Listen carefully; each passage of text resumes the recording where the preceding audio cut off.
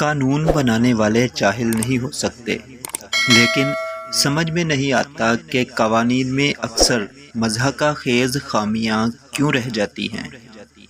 ہم انسان کی فطری کمزوریاں دبا سکتے ہیں، ان کو کسی حد تک روک سکتے ہیں، مگر ان کا قطعی انسداد نہیں کر سکتے۔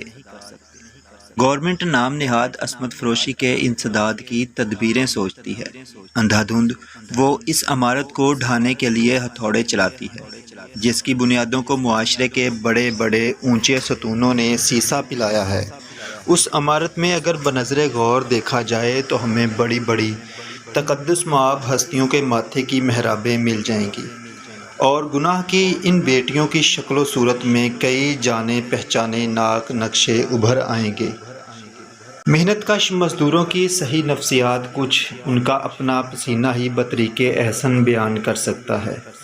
ان کو دولت کے طور پر استعمال کر کے ان کے پسینے کی روشنائی میں قلم ڈبو ڈبو کر گرائنڈر لفظوں میں منشور لکھنے والے ہو سکتا ہے بڑے مخلص آدمی ہوں، مگر معاف کیجیے گا میں اب بھی انہیں بہروپیت سمجھتا ہوں۔ سوال ہے جو چیز جیسی ہے اسے من و عن کیوں نہ پیش کیا جائے، ٹاٹ کو اطلس کیوں بنایا جائے، غلاظت کے ڈیروں کو عود و عنبر کے انبار میں کیوں تبدیل کیا جائے۔ حقیقت سے انحراف ہمیں بہتر انسان بننے میں مدد و معاون ہو سکتا ہے؟ ہرگز نہیں۔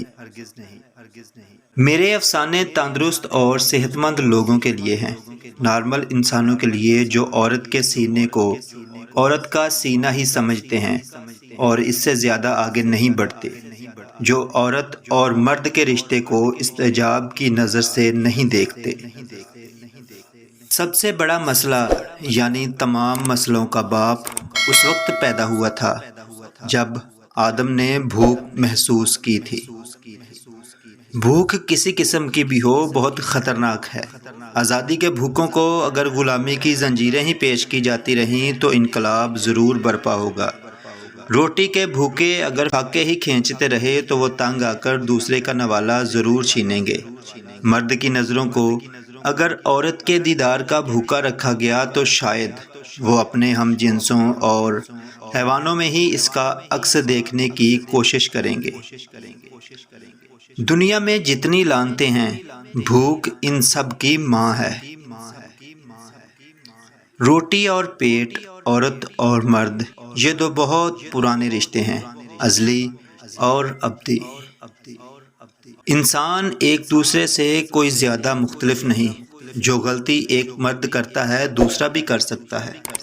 جب ایک عورت بازار میں دکان لگا کر اپنا جسم بیچ سکتی ہے تو دنیا کی سب عورتیں کر سکتی ہیں، لیکن غلط کار انسان نہیں، وہ حالات ہیں جن کے کھیتوں میں انسان اپنی غلطیاں پیدا کرتا ہے اور ان کی فصلیں کاٹتا ہے۔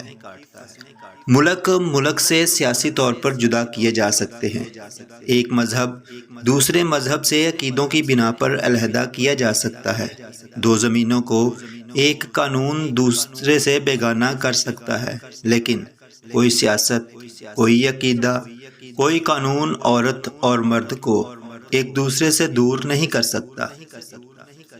حقیقت خواہ شکر میں لپیٹ کر ہی پیش کی جائے، اس کی کڑواہٹ دور نہیں ہوگی۔